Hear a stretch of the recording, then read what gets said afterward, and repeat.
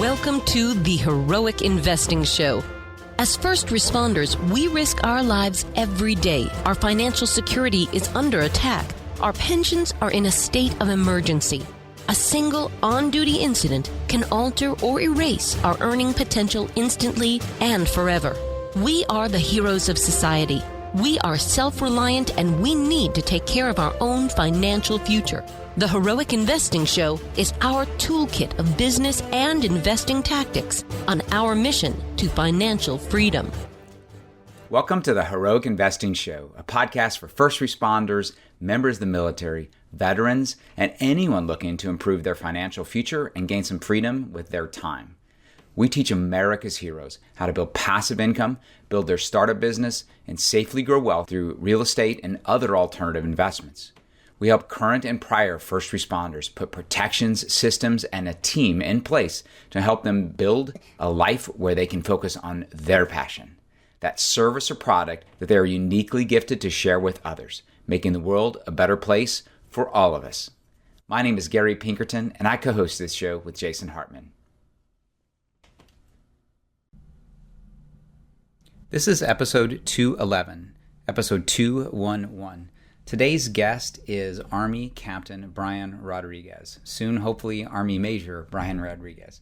So Bryan is a 2009 graduate from the U.S. Military Academy, and in fact he played nose tackle for Army's football team during his time at West Point. So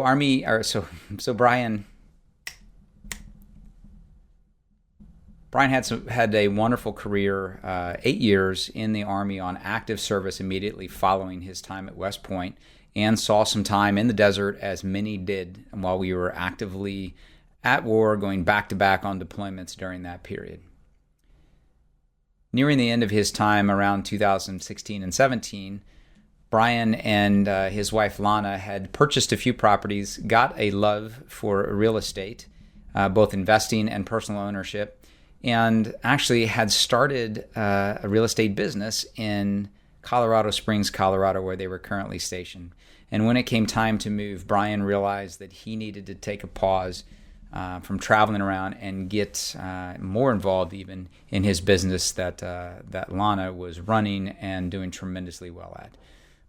And he continues to serve in the National Guard because he's that kind of a guy. I had a great connection with Bryan immediately as we started this episode, and I think you will as well. He's got some great content in here also.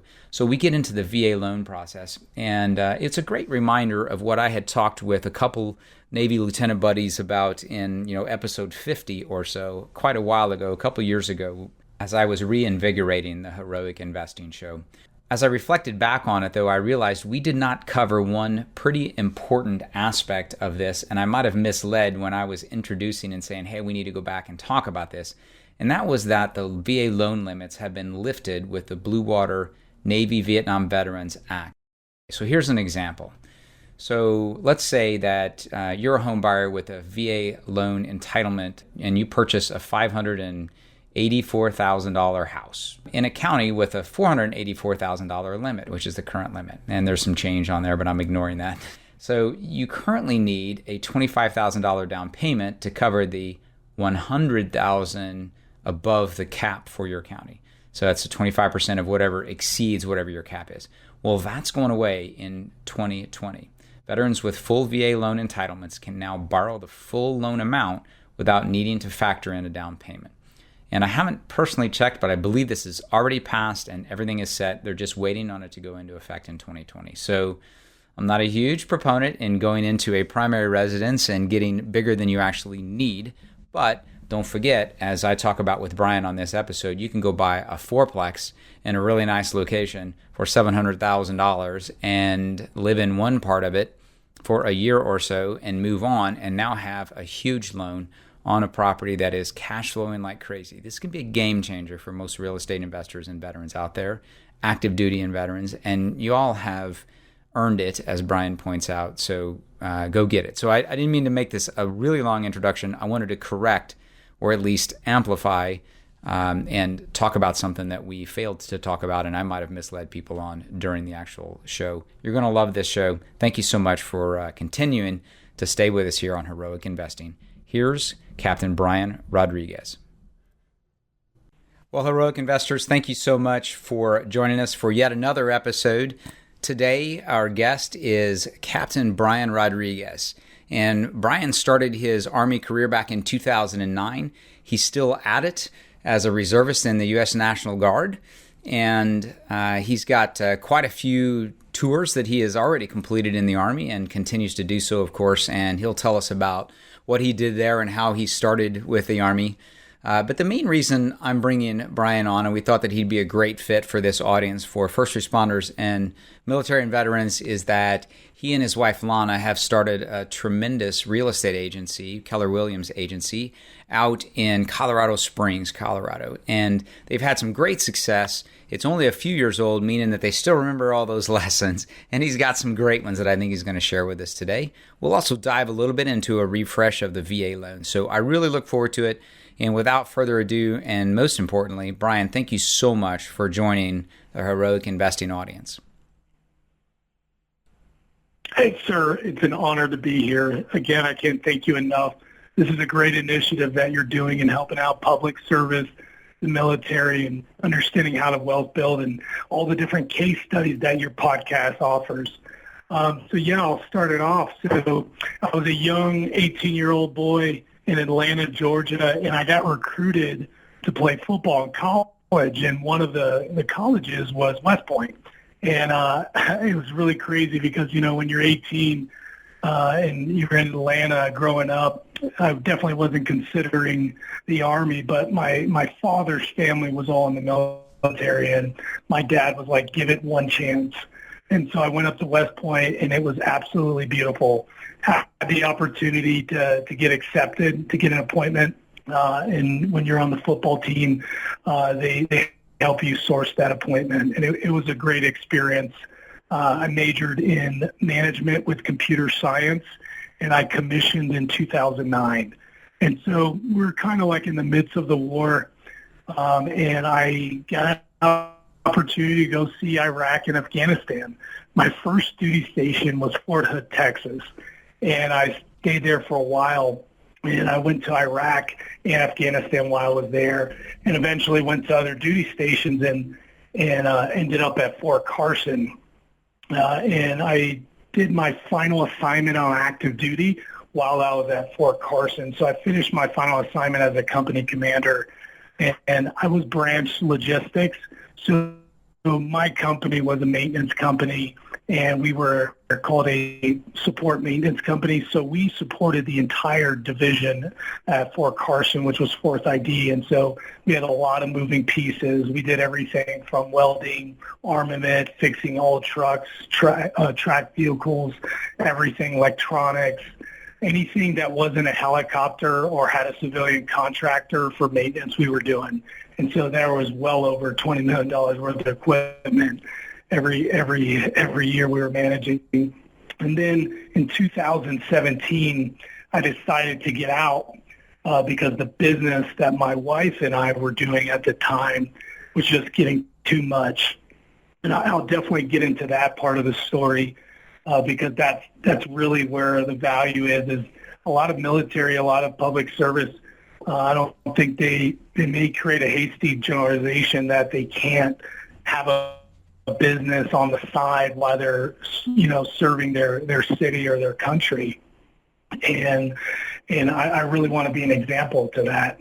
But I eventually got out in 2017, December, and joined the Colorado National Guard. And I still wanted to serve no matter what. So that was a great opportunity.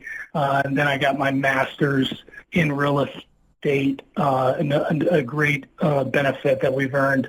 And that was great. I got at the University of Denver. And right now I am you could say CEO. I'm my wife's bodyguard. I'm everything for the company right now as we grow our team that's under Keller Williams here in Colorado Springs. That's awesome. Well, thanks for taking us back through that.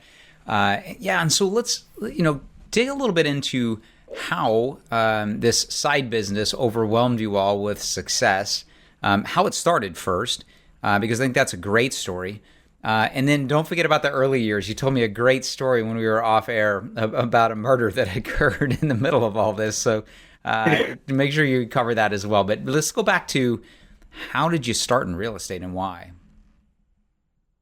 Yeah, I love it. And we'll go back to the Old Testament and Genesis and stuff. So it's really funny. So I was a young lieutenant, and my wife, at the time, my girlfriend, she was like, hey, I'm going to buy a house. And I was like, adults buy houses like parents buy houses. I was totally naive and oblivious to wealth building. And my wife's like, well, I'm going to buy a house. So I was like, well, I had some Iraq money. So I was like, yeah, I think I can do this. I've seen it on HGTV. We ended up buying a small townhome in Austin, Texas, because I was stationed at Fort Hood. And I lived south of the base, 71 miles to be exact. Because it's a better city. It's a growing city if you guys don't know about Austin, and it was definitely worth the commute. And we bought this home for $45,000. I mean, could you imagine houses at $45,000? It was a total wreck. And I put about $15,000 into it. And when I realized that, one, we bought the home cash, we renovated it cash, so we had no loan, nothing. We were just paying utilities and the taxes. And I really realized, I was like, wow, I'm getting paid to live in Texas, right? This thing called basic housing allowance. And I had no overhead, pretty much. So I was like, wow, this is amazing. And I got the bug immediately. And so my wife and I, we started reading all different types of books. And unfortunately, I got deployed to Afghanistan. And when I got deployed to Afghanistan, I started reading The Total Money Makeover by Dave Ramsey. I started getting into Bigger Pockets and other podcasts. And I started really understanding, like, oh, cool, there's this other life. There's this leverage I can use. And it was the VA loan. And I started reading up everything about the VA loan. Come back from Afghanistan, I go, babe, we're buying a quadplex. And I'll talk more about the VA loan, but one of the benefits of the VA loan is that you can buy up to 4 units. And so I was like, babe, we're buying a quadplex. Bought a quadplex when I came back from Afghanistan in Austin for $199. And I learned so much, everything. I didn't have a property manager. It was my second property, and it was a huge property. I learned about evictions, about maintenance, about how to improve a property, you name it. Eventually, I sold that for a very decent profit, and I learned a lot. But that was literally the beginning. And, unfortunately, you're going to get moved in the military or in the government service. And we went to Virginia. And this goes to that story of the interesting story we had about a wholesale deal. Uh-huh. And wholesaling is just an opportunity where investors can find distressed properties through all different ways, right? Through foreclosures, through just walking down the street and seeing a distressed property. I mean, you name it. But the way we found it is that we actually changed our vehicle, like our car, and we changed it to a wrap, and we said sell to the veteran. And so that was just kind of like a we buy houses fast sign, but it was on our car. And we got a phone call, and unfortunately it was through it was from a distressed seller. And this was in the Richmond, Virginia area. And bottom line, we eventually got it under contract. We negotiated everything, and there were some deed issues, and we were dealing with the judge, the court, and there was a next of kin, which was the nephew, a really, really challenging guy. And it's funny, I literally had to go to my next duty station, was Carson, and I left it with a partner in Richmond to close the deal, but it got dark real fast. Come to find out, the seller who we were under contract with was murdered, literally on the side of the road. Rest in peace, but it's just crazy. It's a disclaimer. When you get into distressed properties, especially in wholesaling, you have to be prepared because you're meeting a lot of sellers with all different challenges, and that's a reason why the property is distressed, and there's an opportunity to help them, but at the same time, you're going to make a profit. So that was really crazy, but eventually went to Colorado. Wow. So I guess that was the start. Yeah. So it's a key point here that to the audience that Keller Williams, the current place that you're working with, was not representing that one. So, yes, that is fact. I'm sure they'd appreciate making that clarification. So I'm looking at your website. So, I mean, audience, you can go to the Lana Rodriguez group, and then also soldbylrg.com. And on that one, they show some of your listings, and these things are gorgeous. Is this your typical listing? I'm looking at one that's like 1.3 million, but also even the ones that are 375. I mean, they're gorgeous properties. So you're dealing with a lot different makeup than you did in Virginia when you had sell it to the veteran wrapped on your car. Yeah, correct, sir. A lot of that, we think of ourselves more of a media company. But when, just to further illustrate, when we transitioned to Colorado, we were at a point where we were just focusing on our personal portfolio.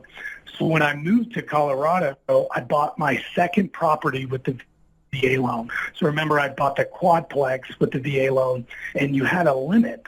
You have a limit with the VA loan, and right now it's 484,350. And I had just enough to buy one more property. I bought a primary residence. And so at the time, we owned 3 properties.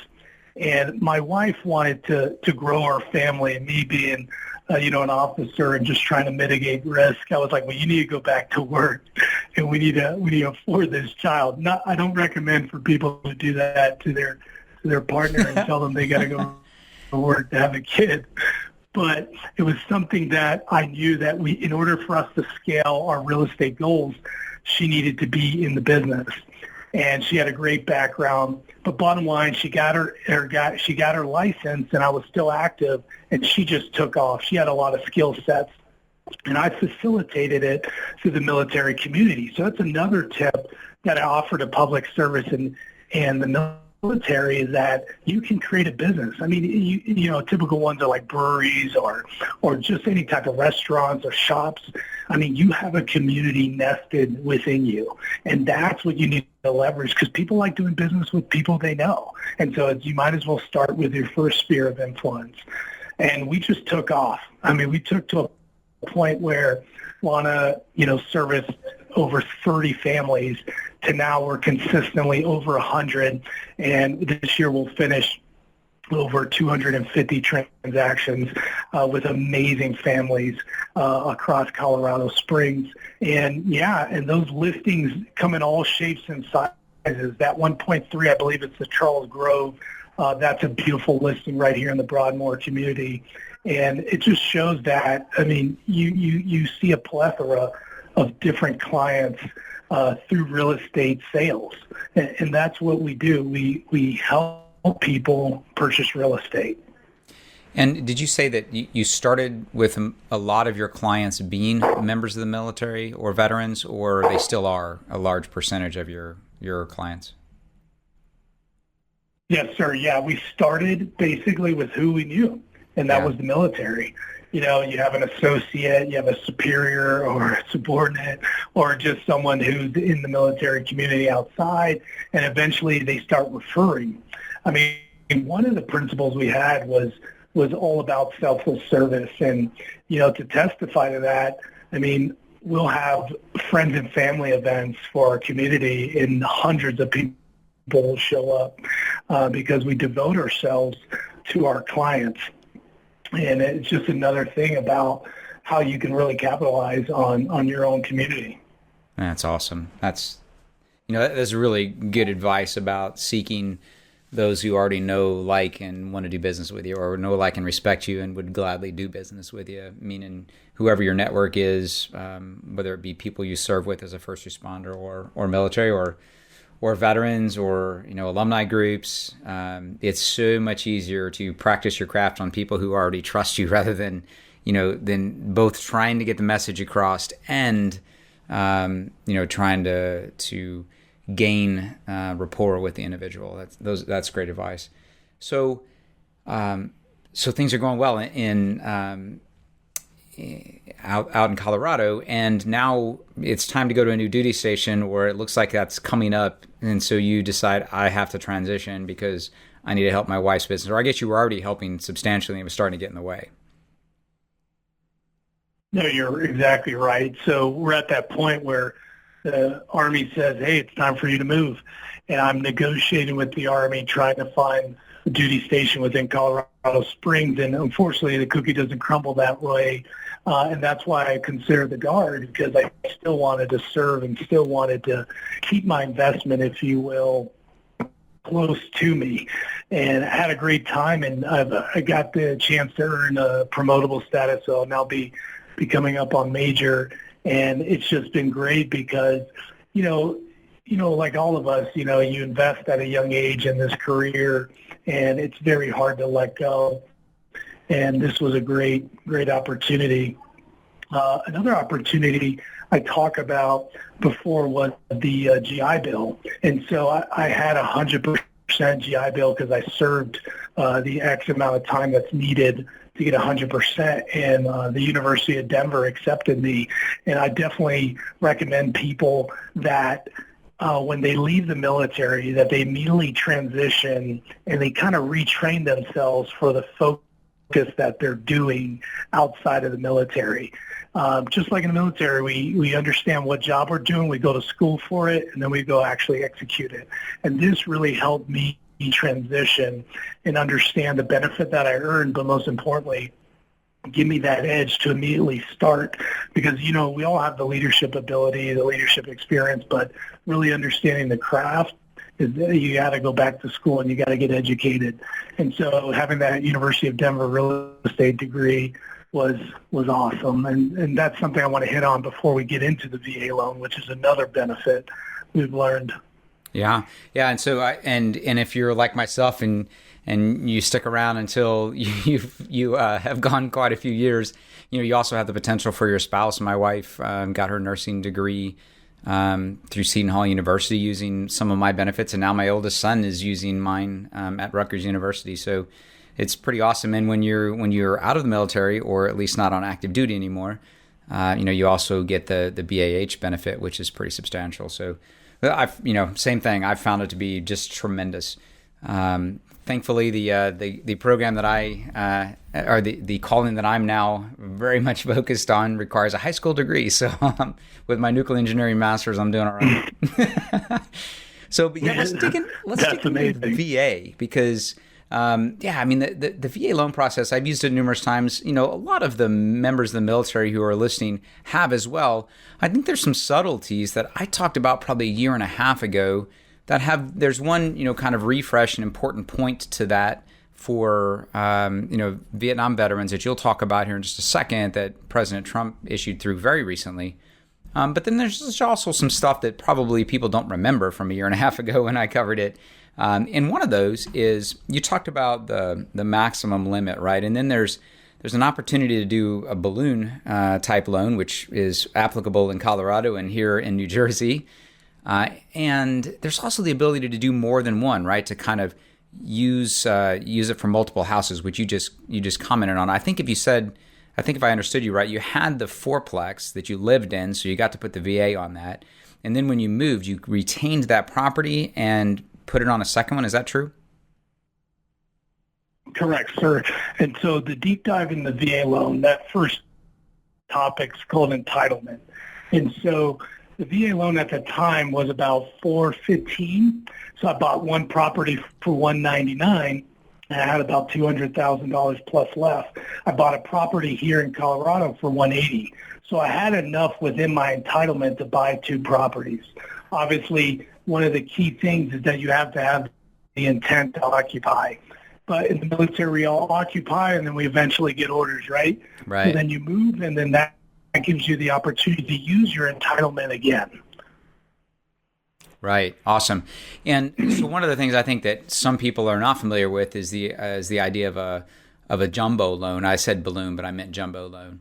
And on a jumbo loan, really what you do is, so the government is going to back, the simplest way, in my opinion, to think about this is the government's going to back basically they're going to insure the bank or the lender from loss of basically the down payment portion is really what they're covering for the lender. So lender still has their normal risk, but the government kind of steps in on the veterans' behalf and kind of insures the other part, which is why you get to go in with no money down or lower rates or something like that, or lower qualification standards. But then when you go beyond what their upper limit is that you said there in the 400s, then basically you just have to cost share. And basically you're just really coming in with a down payment that is whatever your portion would normally be above that 400 and something. So my house here is like 600,000 in this crazy high coastal town that we're on. And so we were above the limit, and I just had to come in with, covering that little bit extra. Do you want to dig a little more into that? Yeah, yes, sir. So I actually had an opportunity to experience with that as well. So eventually I sold the quadplex. Eventually I sold the primary residence that I was in, and I had my entire entitlement back. But this time I had the opportunity to buy a lot bigger home, and so that home was $500,000 at the time. I think it was $415 or $417 the VA loan limit. So I had to pay I had to put a down payment on the difference of the VA loan limit and the purchase price. So I put 25% down. And that was a lot better than putting 25% down in terms of a conventional loan. Right. And so I got the same VA benefits, but I just had to put more money down. Right. And so just kind of going into the numbers. I was just going to go into the numbers real quick to make sure people understood that. So, let's say you have a $500,000 house and the VA upper limit was 415. So there's like 85,000. So you had to cover 25% of that number, of the 85, not of the 500. Tremendously different amount. So go ahead. I'm sorry. I just want to make sure that was clear. Yes, that's exactly right. So it gives you an opportunity to get that property for literally a fraction of what the market would in general. I mean, the VA loan is amazing, and let's keep talking about it, because with the VA loan, I was not paying any private mortgage insurance. That's huge. Private mortgage insurance is huge, because now that I have this big property, I'm not paying $200 or $300, and this stems because the nature of the VA loan is a non-recourse debt. And so what this usually means is that if the borrower defaults, you or I, the issuer, whoever lended you the money, can seize collateral but cannot seek out the borrower for any further compensation. And this is huge, because in the civilians, you could say they don't have that opportunity. They have to pay PMI unless they put 20% down. And that removes that PMI requirement. So that's a great advantage that people don't see, that they're literally saving $200 to $300 that could go towards their property in the event they rent it or just them paying it off. Another thing is the rates are very competitive in the VA loan. I want to say arguably my lender here in Colorado Springs, I'm not proclaiming him, but he arguably has the best interest rates, and we're seeing rates now at 3.3, 3.5, and depending on your credit score, you can even get lower. Another thing about the VA loan was I mentioned about that 1 to 4 units, and so you can buy a single family, but people need to start understanding, and I highly recommend people to consider duplexes, even triplexes or quadplexes, which are 4 units, because it helps people. If you're starting off and you have an opportunity to buy a duplex where you can live in one and rent the other, you're going to reduce your liability, your risk. You're going to potentially cash flow. Obviously, you're going to buy it because you want it to cash flow. So that's some people need to really understand that, especially if it's your first property, you're young and you're starting out. You have a really great opportunity to build that wealth through that smaller multifamily. I did mention about the VA loan limit. Right now we're at $44,350, and so that's a lot. But it would probably be difficult for a lot of other service industries like the Navy, where you guys have amazing duty stations, and usually they're near primary markets like San Diego, where probably the average price point's well over $500. So you're already out of that VA loan limit. Another opportunity is that there's closing costs associated with buying a loan, but you can actually wrap those closing costs, if you don't get them paid for, into the loan. Right. Now, Now, talking about the cost of doing business, like actually getting the loan, yes, there's virtually no money down, but there is a VA funding fee, and that's like one of the most important things when they understand that you do have to fund this loan. And the funding fee really goes back into the VA into the VA industry, into the agency, because it helps disabled vets. It helps keep that program alive. And your first time use, regular military, is 2.15%. And then if you do a subsequent use like I did before, it was 3.3%. And those are wrapped into the loan as well, or you can pay it off. And that's pretty much the VA loan in a nutshell. But it's something that I want people to understand that you guys have earned it. Yeah. You've earned that benefit, and it's something that you defend every day, right? The American dream. And I'm really passionate about that, is how the military can really wealth build while they're in their career and really set them up when they transition, because if you don't have employment, at least you have properties that are gaining appreciation, that potentially are renting, cash flowing, and you have a portfolio that at the end of the 30-year note, they're all paid off. So definitely want to hit that again. Great points. And just a couple of additions on that. So the jumbo loan limits go up pretty substantially, but they depend on what zip code you're in, right? So if they're also higher with multifamily. So if you get a 4-unit building in the right zip code, I mean, you could go on loan amounts up. I think it's around $700,000 for multifamily like that. So definitely ask a lot of questions when you get VA loans. And then the other thing, the funding fee. So good points on the funding fee. It's lower on the first one. That's a great reminder. A little bit higher on the second and subsequent. The other thing, though, is that if you have any kind of disability in your, from the VA when you separate from service, that waives the funding fee, which is also pretty substantially to your benefit. So all great points. The biggest takeaway of this is that if you are a veteran and qualifying and you're not using this because you haven't asked enough questions about the VA, don't get hooked into what you hear about being good with FHA loans. Look into the VA. I mean, there's just so many things we could go on and on. There's a program where you can get absolutely zero charge for refinancing to lower rates, and it's a very quick thing where they don't even check credit. So tremendous opportunities with VA loans. I could not stop going on, but I'm already on 30 minutes, and I so much appreciate Bryan, you and bringing up those incredible questions. How can people, I mean, you're obviously in this space every day. You know quite a bit more about it than I do. I just am in the personal finance world and love to study it, but I haven't touched it in over a year. That was a tremendous reminder for all of us. How do people reach out to you and just find out more about your insights and your experience in that? Yes, sir. Hey, guys, I'm super close quarters. I like people engaging me, so you can contact me personally at 512, that's my area code, 944-7900.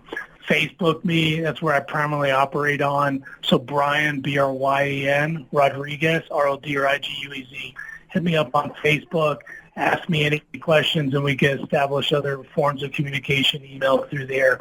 But if you could like us on Facebook, it's the Lana Rodriguez Group, PCS Colorado. We'd love to have you and chat, and you guys can witness our community that we really want you guys to be a part of. But other than that, real estate is real. It is tangible. It is everything that it can be for someone.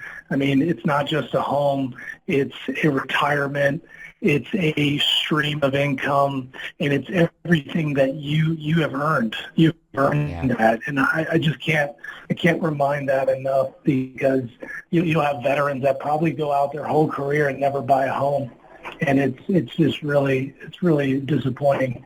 Yeah, it's not the only place to make wealth, but if you want to keep it more than one generation, it's the only tried and true way across the globe to retain wealth is to put it in hard assets, and the main one's real estate. Probably because it's been around the longest, but it is definitely a proven way to both get passive income, to protect and grow family wealth. And so, my gosh, Bryan, the connection here has been tremendous. The value that you brought to the audience has been substantial. Really appreciate your time. My best to you and Lana, and can't wait to share this on with Heroic Investing team, get some feedback from all of them to you, and continue our great connection we just made. Yes, sir. Thank you again, guys. Honored to be here. Awesome. Take care.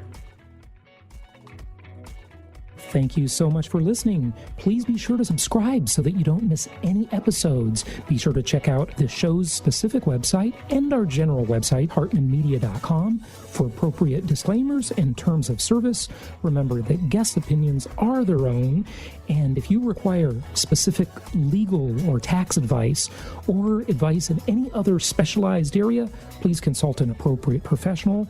And we also very much appreciate you reviewing the show. Please go to iTunes or Stitcher Radio or whatever platform you're using and write a review for the show. We would very much appreciate that. And be sure to make it official and subscribe so you do not miss any episodes. We look forward to seeing you on the next episode.